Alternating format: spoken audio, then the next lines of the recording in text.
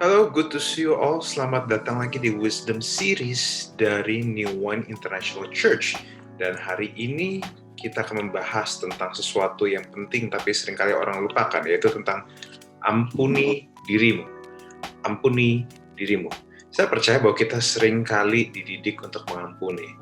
Setiap orang-orang Kristen atau siapapun yang dididik secara sehat, kita diajarkan untuk mengampuni. Alasannya bisa bermacam-macam, dan karena kita tidak bisa kontrol apa yang di luar, tapi kita bisa kontrol apa yang di dalam. Betul bahwa kita harus ampuni orang yang bersalah sama kita. Dan bukan cuma itu, kita juga perlu mengampuni atau kita minta ampun pada orang yang kita buat salah.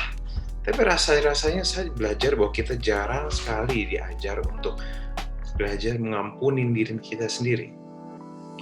Bahkan beberapa orang menganggap bahwa menyalahkan diri sendiri adalah sebuah tindakan yang, mulia, tindakan yang penuh pengorbanan, tindakan yang gentleman. Tapi sebenarnya enggak. Karena saya jarang dengar, seakan-akan perintahnya cuma ampuni orang yang bersalah kepadamu. Nah, pertanyaan saya, emang kita bukan orang? Nah, masalahnya kamu juga orang, dan kamu bisa salah. Maka bagi saya, dari apa yang saya pelajari, tentu saya berdasarkan dengan firman Tuhan, orang tidak bisa mengampuni dirinya sendiri adalah orang yang nomor satu, sombong. Nomor satu, karena merasa salahnya paling besar sampai-sampai tidak terampuni. Saya ketemu begitu banyak orang yang, saya ngerasa salah, saya nggak bisa ngampuni diri saya sendiri. Saya berdamai, saya mau pengen belajar untuk berdamai dengan diri saya sendiri. Bagi saya, ya itu legit apa yang kamu rasakan, tapi kamu juga harus tahu bahwa kamu tuh belagu. Kamu sombong.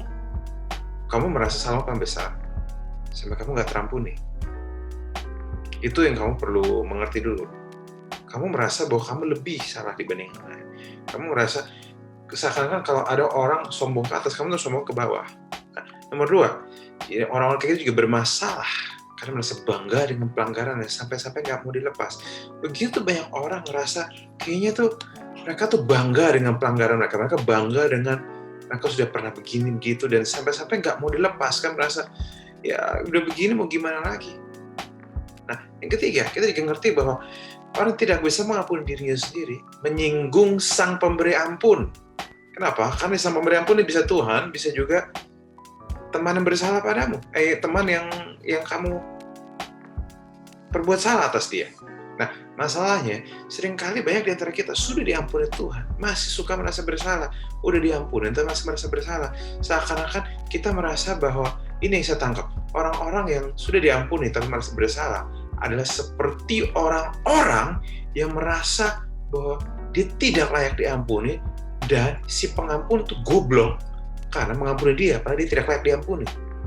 Kamu bisa bayangin nggak betapa sombongnya kamu? Kamu bisa bayangin betapa kamu tuh punya logika yang twisted sama sekali? Bagi saya perlu berhak untuk bicara yang keras di orang kayak gini. Karena kamu menyinggung yang ngasih ampun. Kamu seakan-akan memberitahu pada si pengampun kamu bahwa mereka tidak punya kredibilitas untuk mengampuni kamu, dan hanya kamu punya kredibilitas bahwa kamu ngerasa ini yang paling benar. Saya ngerasa layak dimarahin. Itu. Nah, yang nomor 4, bahwa kita melupakan tujuan dari pengampunan, yaitu pertobatan. Orang diampunin bukan cuma supaya dia nangis-nangis. Banyak orang cuma stop nangis-nangis, tapi dia nggak bertobat. Tujuan seseorang diampuni itu supaya dia bertobat, berbalik dari jalan yang salah, dan tidak mengulangi kesalahannya. Tapi yang ada malah orang cuma bisa nangis. Maka saya suka sebel sama orang-orang cemen kayak gini. Sorry kalau saya bilang cemen, karena kamu nggak menyadari isi hatimu pada waktu kamu sulit mengampuni dirimu sendiri. Makanya hadepin.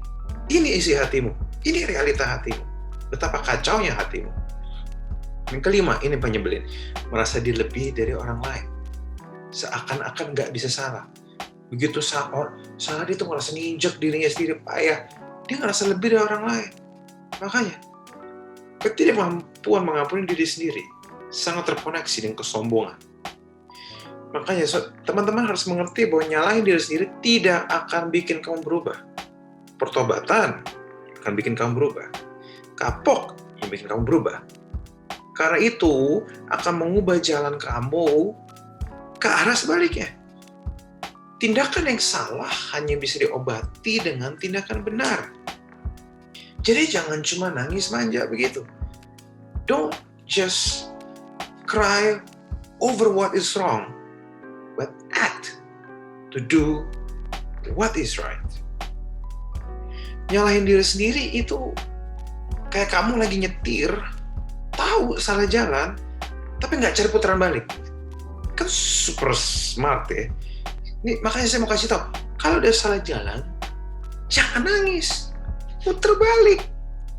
Kamu nangis kencang apapun tidak akan bisa kemana-mana. Nih, saya mau kasih tahu teman-teman, siapapun mendengar, kamu bisa punya sikap yang lebih baik. Saat kamu merasa salah, kamu bisa belajar terima rasa bersalah itu. Mungkin kamu merasa malu, nggak apa-apa, rengkuhlah rasa malu itu. Nggak usah pura-pura bilang, oh enggak, saya nggak merasa bersalah pada waktu kamu merasa bersalah. Nggak. Afirmasikan bahwa itu ada. Sadari bahwa kamu memang merasa bersalah. Kasih waktu untuk berkabung. Setelah itu, jalan lagi.